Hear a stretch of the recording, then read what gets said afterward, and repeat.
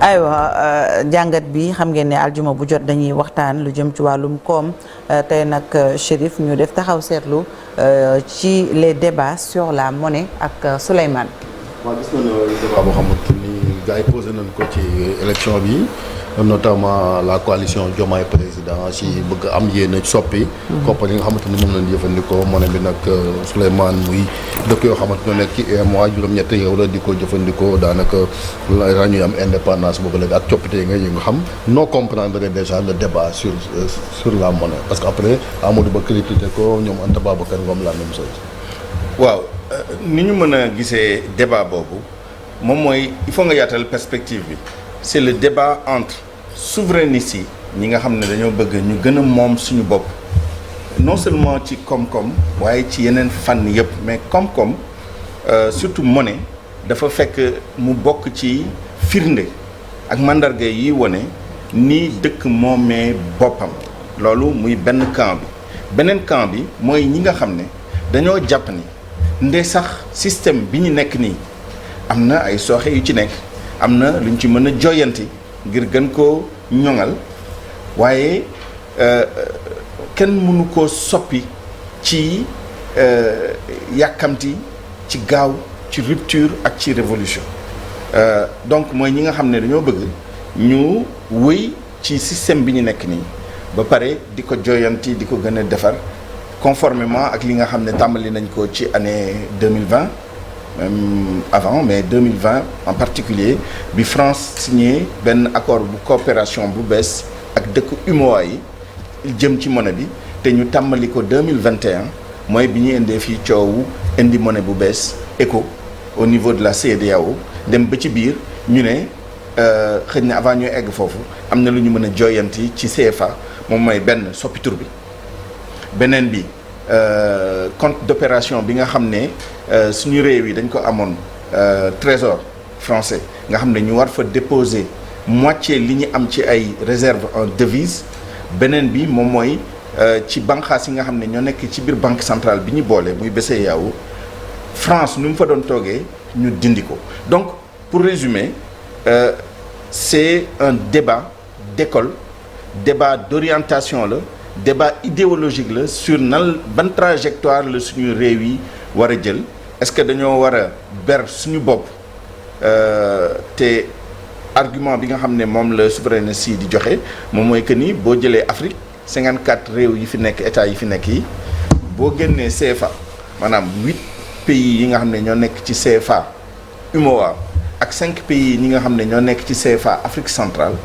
ñeneen ñi si des ñëpp daanaka ku nekk am na monnaie donc bu nekkee ñeneen ñi mën nañ amal seen bopp monnaie ba pare di téye seen économie plus ou moins bien lu tee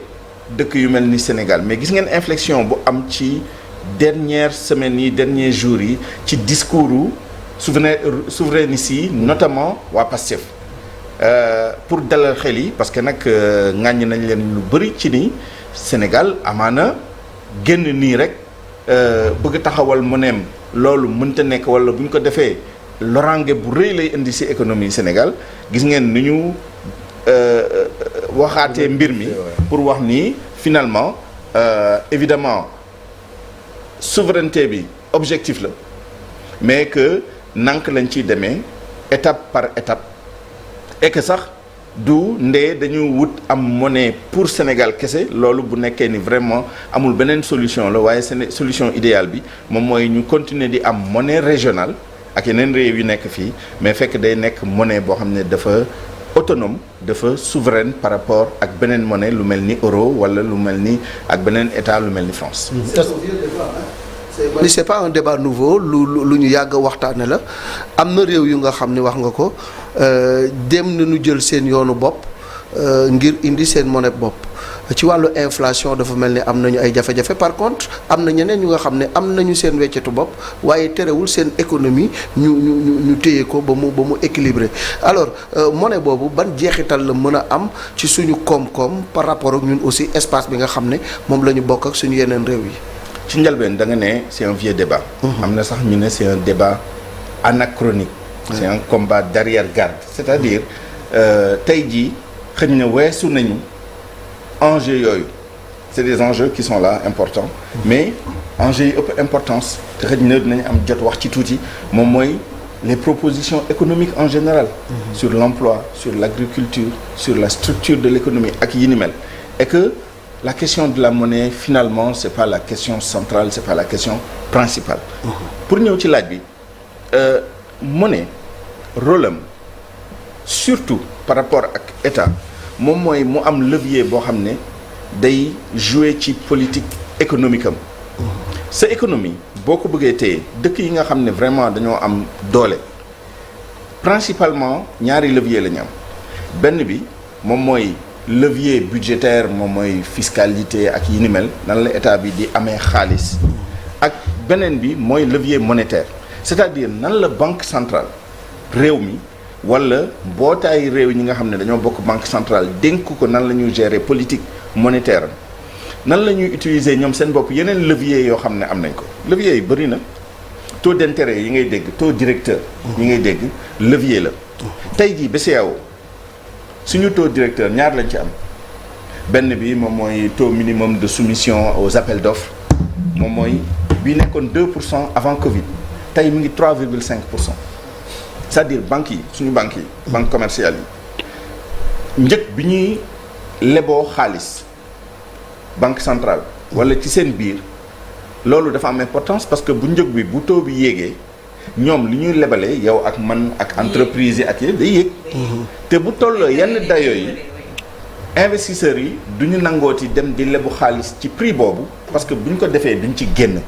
nga gis nag investissement yi wàññeeku nga gis bu investissement wàññeekoo production wàññeeku bu production wàññeekoo njëkk yokku emploi wàññeeku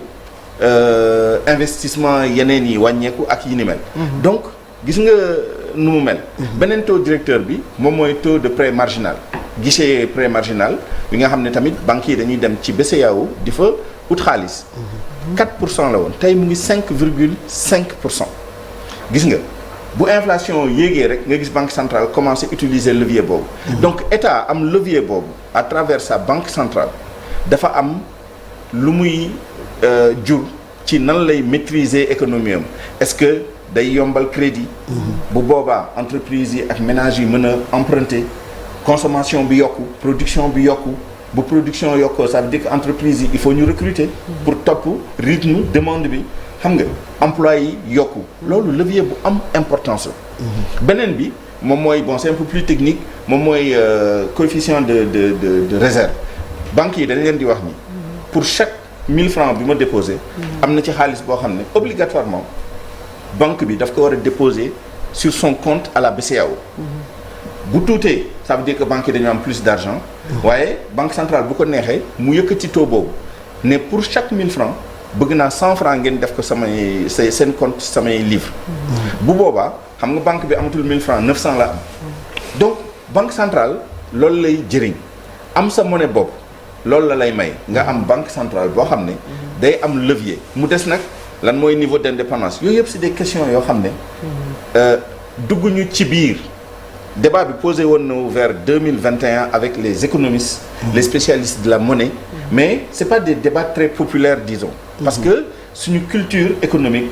tollagul foofu nga xam ne mu nekk débat public day nekk débat d'école débat d'experts ak yi ni mel mais c'est très important tey jii est-ce que Sénégal wala Sénégal ak benn wala ñaar wala yeneen ñetti réew bu ñu booloo ne dañu am monnaie est-ce que am nañu capacité taxawal banque centrale avec tout ce que ça demande bu ñu ko amee lan mooy nekk relation banque centrale boobu ak suñu état gis nga dëkk yi nga xam ne dañoo am seen monnaie bopp du ma génn en dehors de la CEDEAO ci région sous-région bi rek Cap-Vert la Guinée Conakry Sierra Leone Gambie Libéria Ghana Mauritanie bokkul CEDEAO ak Ghana 7 pays plus les 8 pays de l'UMOA mu nekk 15 dëkk yi nga jël yëpp yaa ngi wax benn ci mandarga bi ñu leen di xoolee moom mooy inflation bi tey boo jëlee Ghana ñaari mandarga économique la am c'est un très grand pays économique c'est la deuxième économie de l'espace CEDEAO après le Nigeria Côte d'Ivoire doog a ñëw Sénégal doog a ñëw en 4e position donc da ngay am argument ak contre argument. argument bi mooy lan moom mooy dëkk yi nga xam ne dañoo am seen monnaie bopp. la budde ñoom ñooy dëkk yi gën a bokk na ci bokk ñaar yi nga xam ne ñoom ñooy les plus grandes économies de la sous-région. seen monnaie bopp la ñu yore. Nigéria. donc Nigéria loolu ak Ghana ça vient à l'appui de ceux qui disent que suñu dëkk yi mën nañu am seen monnaie génn ci. waaye boo xoolee profil économique ñaari dëkk yooyu wute na ak Sénégal. c'est ça. Ghana c'est un très grand pays exportateur. mais à peu près de tout. Or c'est le plus grand producteur d'exportateur d'or je pense de l'Afrique. wala bokk mu ngi koy xëccoo ak Afrique du Sud. dañuy exporter gaz ak pétrole.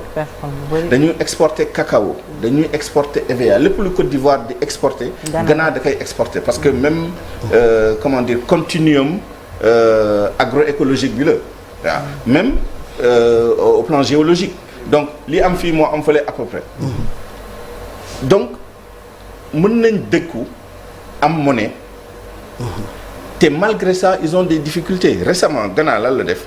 ak Émirats arabes unis ñu ngi négocier pour mën a fay pétrole bu ñu importer ñoom parce que dañuy importer malheureusement du pétrole comme le Nigeria qui en produit beaucoup mais qui importe des produits blancs ak yi ni mel des produits finis dañu négocier pour mën a fay en or parce que boo moomee sa monnaie bopp il faut nga am ñaari force les avoirs de réserve avoirs de réserve yi ce sont les devises yi ngay am nooy amee devise da ngay exporter boo exporter nañ lay fay en dollars en euros en yuan maintenant de plus en plus nit ñaa ngi négocier pour génn du système dollar là nga xam ne mooy monnaie principale des échanges internationaux donc il faut nga am looy exporter lu bëri et éventuellement mu ëpp li ngay importer pour nga mën a am des devises devises yooyu moom moo lay permettre nga garder sa parité wala sa taux de change sa monnaie par rapport ak yeneen monnaie yi boo amul devise da ngay am problème par rapport ak sa balance des paiements je vais expliquer ça tout à l'heure beneen bi nga am or par exemple or monétaire ça veut dire quoi c'est de l'or standardisé l'or pur à 95 wala 99,9% et cetera banque centrale yi dañ koy jënd pour am des réserves yuy permettre ñoom tamit ñu protéger seen monnaie Sénégal est-ce que toll na foofu pas encore c'est-à-dire ñun tey jii suñu déficit commercial c'est pas loin de 4 000 milliards on importe pour près de 7 000 milliards à peu près et on n'exporte que pour près de 3 000 milliards boo defee différence bi y a 4 000 milliards à peu près de différence 4 000 milliards yooyu vous comprenez ce que ça veut dire c'est de l'argent boo xam ne dañ koy wut en devise avec le système de la BCEAO et le pooling des devises bi am entre nos États de l'UEMOA notamment avec les pays yi nga xam ne ay exportateurs net lañ wala c'est de grands exportateurs comme la Côte d'Ivoire loolu moo ñu permettre avec ñun tamit li ñuy exporter aussi mais loolu moo ñu permettre ñu am des avoirs en devises qui nous permettent de couvrir doo dégg ñu naan parfois BCEAO on a une couverture de 3 mois d'importation ça veut dire qu'on a autant de devises pour que lii en moyenne suñu dëkk yi di importer ñu couvrir ko en devise yow boo amee sa monnaie bopp ak sa banque centrale fekk sa économie li ngay importer te mu laaj nga amay devises yu bëri wala nga am or bu bëri moo ëpp téeméeri junni yoon li ngay exporter bu boobaa yore monnaie day difficile te doo mën a compter aussi parce que boo génnee ci système bi d'une certaine manière FMI tamit day joxe ay avoirs de réserve moom mooy les fameux droits de tirage spéciaux FMI loolu mooy rôle am moom mooy bu amee dëkk boo déggee FMI mu ngi liggéey ak benn dëkk rek ça veut dire que dëkk boobu dafa am problème balance de paiement te balance de paiement bi balance commerciale bi ci la bokk ça veut dire quoi ça veut dire que boo demee ba amatoo suffisamment de devises wala sa balance de paiement dafa déséquilibré enfin globalement balance de paiement c'est en égalité mais ce compte courant comme on dit y compris sa balance commerciale bu nekkee dafa déséquilibré foofu la ñuy ñëw di la dimbali looloo indi FMI ñëw jox ñu ay droits de tirage mais da ngay nekk sous programme et parfois programme boobu l'une des conditionnalités lu tax FMI ñëw di liggéey ak Sénégal avec autant de facilité moom mooy que ni dañoo bokk ci benn cadre monétaire stable bu dul woon loolu amaana beneen type de programme la ñu am ak FMI bu dul li ñu signé ak. waaw balaa ngay jeexal Souleymane ñu ngi dégg temps yi alliance des états du Sahel ñoom ñoo ñetti réew yooyu ñoom nee nañ jamono ji lu ñu bëgg ñoom am seen monnaie bopp ban rapport moo mën a am ci li nga xamante ne projet la pour ñenn ñi fii Sénégal. alors c'est très bien nga wax ni projet la. ça veut dire que tàmbalee guñ ko. c'est pas effet immédiat parce que c'est pas facile à faire. évidemment c'est pas impossible à faire xam nga lu tax c'est pas impossible. looloo indi parce que y a un rapport entre tout. la monnaie l'économie comme ni ma ko waxee sànq la consommation l'emploi et cetera mais la monnaie et la géopolitique aussi. tey jii li waral dëkk yooyu gën a jege Russie. Iran tey jii ñu ngi soupçonner des interactions entre le Niger et l'Iran parce que Iran dafa soxla uranium. pour son programme nucléaire. te dañ ko defal embargo yu fu bëri. la Chine tey jii le pétrole nigérien est exploité par la Chine le fameux oléoduc là. bi jógee Niger dem au Bénin. te ñu commencé ko exploiter dans quelques semaines. Les premiers barils vont arriver à mais commencé na fonctionner. lan moo ko indi alors bu nekkee nii da nga génn ci système bi tel qu'il existe actuellement li nga mën a wéeru mooy dëkk yooyu les BRICS. y compris xam nga ay ñoom Arabie Saoudite léegi c'est des nouveaux membres ak Argentine Égypte Éthiopie ak yi ni mel. da ngay jege ñooñu parce que ñooñu dañuy remettre en question le système tel qu'il existe actuellement. ça veut dire que à la limite dootoo soxlaati dollar ni nga ko doon soxlaa. xëy na boo amee yuan xëy na boo amee je sais pas la monnaie d'un autre membre. de ces entités là géopolitiques. amaana di nga mën a jëflante ak ñoom. mais ça veut dire quoi. ça veut dire que looloo indi Niger par exemple tey jii di xaw a xuloo ak. États-Unis donc faut faire très attention dafa am implication géopolitique yu ci nekk tey jii bu Sénégal amee monnaie boppam génn ci système bi enfin pas génn système parce que boo amee monnaie ça veut pas dire que da nga génn système bi mais di nga soxla loo xam ne daf lay tënk par rapport ak le reste du monde léegi nag day bokk fan ngay bokk est-ce que da ngay bokk ak ñii wala da ngay dugg dans le mouvement de contestation du système actuel avec la Russie avec la Chine avec le Brésil avec l'Afrique du Sud avec l'Iran avec d'autres pays yoo xam ne dañu contester loolu c'est une question à se poser est-ce que Sénégal pare na pour loolu sans compter maintenant parce que là on va trop loin dans l'analyse géopolitique et cetera mais fii rek suñu système interne am sa monnaie bopp est-ce que tu vas continuer à avoir le même réseau bancaire bi nga amoon aujourd'hui on a 28 banques et 4 établissements financiers sur la place de Dakar yi banques yu bëri leen fi tax a ñëw monnaie bi ci la bokk la stabilité de la monnaie yenn investisseurs yi leen fi tax a ñëw encore une fois Dangote keroog bi ñu koy interviewé bi ñu ko waxee Sénégal il a beaucoup de projets pour le Sénégal en dehors de li mu fi defagum mais bi ñu ko laajee dafa ne Sénégal lu tax mu neex a investir ñaar la vous avez la stabilité sociopolitique même si mën nañ ko relativiser actuellement de façon conjoncturelle beneen bi vous avez une monnaie stable pourquoi parce que au Nigeria lu tax ñu perquisitionné ko la dernière fois on a arrêté au Nigeria on a eu 2 gouverneurs de banque centrale y compris l'un des leaders coutumiers là Sanoussi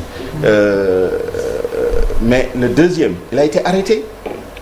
été arrêté parce qu'on le soupçonne de trafic de devises notamment de dollars avec les milliardaires dont Dangote et cetera dëkk boo xam ne dafa am monnaie boppam te monnaie bi nit ñi wóoluwuñ ko y compris les citoyens du propre pays da ngay gis des phénomènes tels que la dollarisation de l'économie et on l'a vu dans beaucoup de pays qui ont leur propre monnaie c'est-à-dire nit ñi dañ dul wóolu seen propre monnaie ce qu'ils font ils cherchent des devises dollars la ñuy wut dans le cadre du Nigeria dañoo dem ba dollars yi doyatul léegi banque centrale moom mooy xool kan moo gën a soxla dollars yi donc les investisseurs di leen ko jox et cetera et sur le marché noir nga gis taux bi et c'est ça qui amène la dévaluation de la monnaie bu nekkee taux bi par rapport au dollar wala par rapport aux devises dafa dem ba nga xam ne léegi il faut ba je sais pas moi 10 000 la monnaie locale pour avoir $1 bu boobaa da ngay gis mu am ay phénomènes d'inflation ay phénomènes de trafic ay phénomènes de dollarisation de l'économie de perte de confiance et yooyu yëpp c'est des choses yoo xam ne war nañ ci bàyyi xel suñu dëkk yi les propositions peuvent être pertinentes dans l'idéal on a besoin d'être souverain de ce point de vue-là mais il y a des conditions préalables et surtout un écosystème gis nga et je termine avec ça. Oui. Et c'est la relation avec la politique. Sénégal, on est dans un cadre boo xam ne on a on parle d'hyper-présidentialisme. Vous pensez que dans le contexte du Sénégal mën nañu am une banque centrale boo xam ne du nekk sous les ordres directs du président de la République. Or, une banque centrale qui n'a pas un minimum d'autonomie, d'indépendance pour analyser sur le long terme l'évolution d'une économie et prendre des mesures dans l'immédiat pour anticiper ces perspectives-là, les politiques, ñoom, c'est le court terme qui les intéresse. Boo leen waxee ni damay yokk par exemple les taux directeurs pour wàññi masse monétaire bi, pour wàññi rythme économie bi, pour maîtriser l'inflation, le président il te dit mais moi c'est pas mon problème. Moi ce que je veux c'est que vous prêtiez de l'argent aux banques qui prêtent aux gens. Inflation ou pas inflation, dans des pays où ça marche, les banques centrales sont indépendantes. Dans nos contextes, y compris le Nigeria, le Ghana, etc., en Afrique en général, les banques centrales ne sont pas si indépendantes que ça, ce qui fait que dañuy jël des mesures yoo xam ne ça se traduit par des taux d'inflation ridicules. C'est en Afrique que tu entends un pays comme le Zimbabwe où à un moment, le taux d'inflation était de 1 million %. Ça veut dire que la monnaie n'avait plus de valeur. Tu avais des billets de 1 milliard. Et day créer benn classe bu nga xam ne très riche et puis classe bu nga xam très très pauvre. Absolument. Donc c'est un débat qui n'est pas vraiment central au regard des urgences sociales telles que l'emploi. Ces questions d'emploi là, mais on ne peut pas les découpler. Pourquoi? Parce que gestion de la politique monétaire dafa am njeexital ci gestion emploi. Dans les pays et dans un sens et dans un autre, mën nga utiliser ces leviers-là pour promouvoir l'emploi à travers ce qu'on appelle le quantitative easing. C'est quand les banques centrales ont des politiques accommodantes pour permettre à l'économie d'être financée facilement. Mën nga créer emploi avec ça. Mais boo ko defee ba mu ëpp, voilà pourquoi le rôle des banques centrales est complexe. Boo ko defee ba mu ëpp, mën na am njeexital safaan ci emploi bi. Donc c'est des instances extrêmement sensibles où les gens analysent les choses finement. Est-ce qu'on a les capacités? Certainement, parce que quand même n'oublions pas que BCEAO fii mooy siège am, qu'il y a beaucoup de Sénégalais qui travaillent là-bas et que bon, on a des économistes etc. Est-ce qu'on a la masse critique? Est-ce qu'on a l'expérience? Est-ce qu'on a cette capacité-là d'être indépendant et de prendre des mesures utiles pour l'économie en toute indépendance de la décision politique? C'est ça la question. Mais on n'exclut pas, et je pense qu'il ne faudrait pas exclure qu'à terme, que seul, mais idéalement avec d'autres pays, que le Sénégal aille dans le sens d'avoir une politique monétaire autonome, indépendante. En quoi faisant? En ayant une monnaie, on en a la maîtrise. Ça peut être le CFA. L'essentiel, c'est qu'on ait la maîtrise de notre politique économique. On ne peut pas dire qu'on n'a pas la maîtrise actuellement. Honnêtement, la BCEAO prend des mesures de politique monétaire en fonction de l'évolution de notre économie. Mais est-ce que le Sénégal doit le faire seul, isolément, ou avec quelques pays, on n'est pas synchrone au plan économique? C'est ça la question. Mais encore une fois, c'est une question secondaire par rapport aux urgences du monde. jërëjëf merci beaucoup Souleymane mu nekkoon jàngat bi amati na solo ñu ngi koy defee saa su nekk léegi ñu dalal suñu invité Valdiodio Ndiaye.